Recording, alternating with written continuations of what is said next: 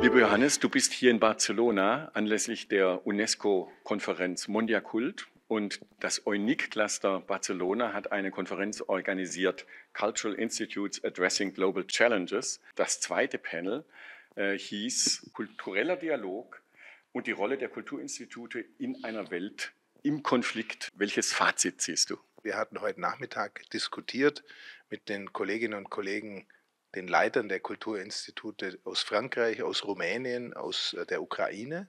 Und wir hatten zu Gast die Philosophin Nikita Davan aus Deutschland, die gemeinsam mit dem Leiter des ukrainischen Kulturinstituts Wladimir Scheicho einen Input gehalten hat. Und darüber haben wir das dann diskutiert.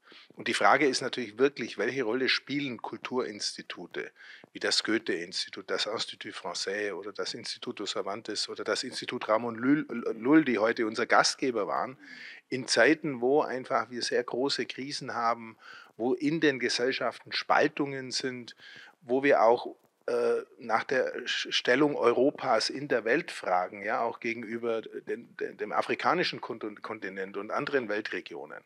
Es war eine sehr lebendige Diskussion. Ich bin fest davon überzeugt, dass die Arbeit, die die Kulturinstitute heute leisten, unverzichtbar ist, so wichtig ist wie nie zuvor, denn die Aufgabe der Kulturinstitute ist es, Menschen zusammenzubringen, Verständigung zu schaffen, Themen, die uns alle auf der Welt betreffen, anzusprechen, auch Konflikte zu thematisieren, aber vor allem einen gemeinsamen Grund, eine gemeinsame Plattform für eine Auseinandersetzung zu bieten. Und das ist natürlich ein zutiefst menschliches Anliegen. Es ist aber auch ein Beitrag zur Sicherheit Europas. Denn wenn man sich mit Gesellschaften und Menschen verständigt, das ist auch ein Beitrag dazu, dass es weniger Konflikte gibt. Ausgehend von dem Input von Nikita Davan ging es auch darum, über die Frage, wie man mit postkolonialen Zusammenhängen umgeht, ja, wo man ja doch als Kulturinstitut, das für ein westliches Land steht, durchaus auch unter Kritik steht, dass man auch die Vergangenheit ansieht, was ist hier passiert, wie wirkt das in die Zukunft. Und da kamen wir schon alle gemeinsam zu der Erkenntnis, dass Dialog wichtig ist, dass es aber vor allem wichtig ist, im Kulturaustausch zuzuhören, die anderen wahrzunehmen. Das heißt nicht, seine eigene Haltung aufzugeben, aber doch zuzuhören und auf Basis dessen, was man erfahren hat, gemeinsame Programme zu kreieren. Ich glaube, das ist so eine Grundlage des Kulturdialogs, die wir auch erhalten müssen. Dann ist natürlich die Rolle der Kulturinstitute, die Interessen auch der Länder zu vertreten. Ich habe beispielsweise angesprochen, dass es für Deutschland sehr wichtig ist, dass das Goethe-Institut mit seinen Sprachangeboten einen Beitrag leistet zur Fachkräfteeinwanderung, weil wir einen sehr großen Bedarf haben an Fachkräften. Gleichzeitig muss uns aber bewusst sein, Kultur ist frei, Kultur ist ein freier Raum, Kultur ist nichts, was man instrumentalisieren kann und sollte, weil sie sonst ihre Wirkung verliert, die darin besteht, einfach auch das Experiment zuzulassen, die Auseinandersetzung zuzulassen und auch einen Schritt in die Zukunft zu gehen. Gegenwärtig ist ja der geopolitische Druck in Europa sehr groß und zeigt sich in den Ländern aber sehr unterschiedlich. Wo sehen Sie die Hauptaufgaben der Goethe-Institute in Europa und wo wären die Ansatzpunkte für die Arbeit hier? Die Aufgabe der Goethe-Institute ist weltweit die Förderung der deutschen Sprache, die Förderung des internationalen kulturellen Austauschs und die Information über Deutschland. Ich denke, dass der Sprachunterricht in der EU weiterhin eine wichtige Rolle spielt. Wir sehen, dass es vor allem im Osten der EU noch eine sehr große Nachfrage gibt. Polen ist das Land, wo am meisten Deutsch gelernt wird. Wir sehen aber auch eigentlich überall, dass die deutsche Sprache weiterhin nachgefragt ist. Das zweite Thema, das ich glaube politisch enorm wichtig ist, ist die Spaltung, die wir in vielen europäischen Gesellschaften haben. Also dass wir in vielen Ländern, auch in Deutschland, jetzt Parteien haben, die sehr weit rechts stehen, die sehr national sind, bis hin zu extremistischen Tendenzen. Das finde ich sehr, sehr bedrohlich. Und da ist es natürlich eine Aufgabe von Kulturinstituten, auch hier daran zu arbeiten, dass die Gesellschaften nicht auseinanderdriften, dass wir auch Angebote machen für Menschen, die vielleicht nicht jeden Tag in eine Kulturveranstaltung gehen, sondern die wir vielleicht auch mit anderen Formaten erreichen müssen. Auch das war heute ein Thema unserer Diskussion. Man muss vielleicht so ein bisschen aus dem Elitären rausgehen und Angebote schaffen für eine breitere, für eine breite Bevölkerungsschicht und auch Menschen zusammenbringen, die unterschiedlicher Meinung sind. Das ist sehr herausfordernd, aber ich glaube, das ist für das Goethe-Institut und andere Kulturinstitute eine Aufgabe, um diese Spaltungen zu thematisieren und vielleicht abzumildern. Und das ist gar nicht so einfach. Wir suchen da immer nach guten Formaten, wie wir das tun. Aber ich bin zuversichtlich, dass wir da wirklich eine wichtige Rolle haben. Dann geht es natürlich darum, über Deutschland zu informieren.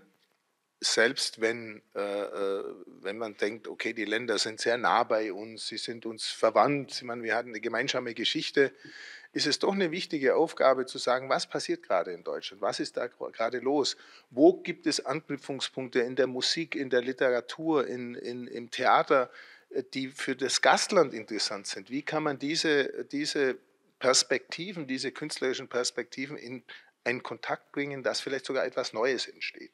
Und dann natürlich würde ich sagen, die europäische Zusammenarbeit, die liegt mir sehr am Herzen. Ich bin sehr engagiert, meine ganze Zeit als Generalsekretär gewesen bei EUNIC, bei der Vereinigung der nationalen Kulturinstitute. Alle Programme, die wir gemeinsam machen, die haben dann einfach etwas mehr an Diversität, etwas mehr an europäischem Geist.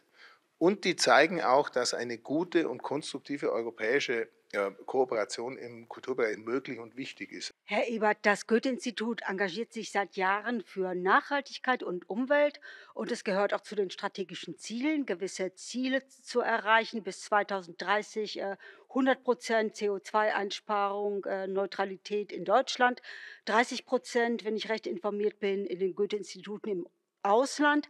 Und wir vom Goethe-Institut Barcelona freuen uns sehr, dass wir unsere Hausaufgaben jetzt eigentlich schon gemacht haben, weil wir haben gerade unser Institut renoviert und einiges auch an Flächen eingespart, ohne an Qualität für die Nutzer und Nutzerinnen zu sparen. Jetzt ist die Frage, in Zeiten von Budgetkürzungen, wie kann Nachhaltigkeit auch in den Programmen des Goethe-Instituts weiter verankert werden? Eine Kultur und Kommunikation der Nachhaltigkeit, wo wir ja als Kulturinstitut wirklich auch ein Potenzial haben.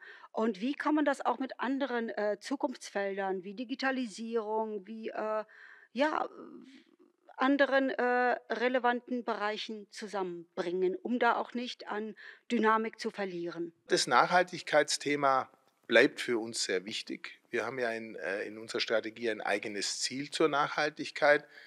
Das sagt zum einen, dass wir Veranstaltungen zur Nachhaltigkeit weiter fordern, weiter voranbringen werden. Und das andere ist eben, dass wir als Institution nachhaltig werden wollen. Und wir sitzen ja jetzt hier in der Bibliothek des Goethe-Instituts Barcelona, das sich jetzt um ein Drittel verkleinert hat.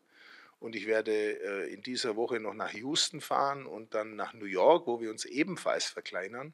Und natürlich sind diese Verkleinerungen von Instituten zum einen eine Aktivität, um die Räume an die Aktivitäten anzupassen, auch um etwas Geld zu sparen, aber sie führen natürlich dazu auch, dass man etwas verdichtet im Institut und dass man damit nachhaltiger als Institut wird. Denn die Gebäude, die sind in ihrem CO2-Ausstoß und so weiter einer der wichtigsten Faktoren, um nachhaltig zu sein. Also da kann man am meisten verändern, würde ich sagen. Ich glaube, es ist unsere Aufgabe, Nachhaltigkeit weiter unter alle Programme zu legen, auch eigene Programme zu machen.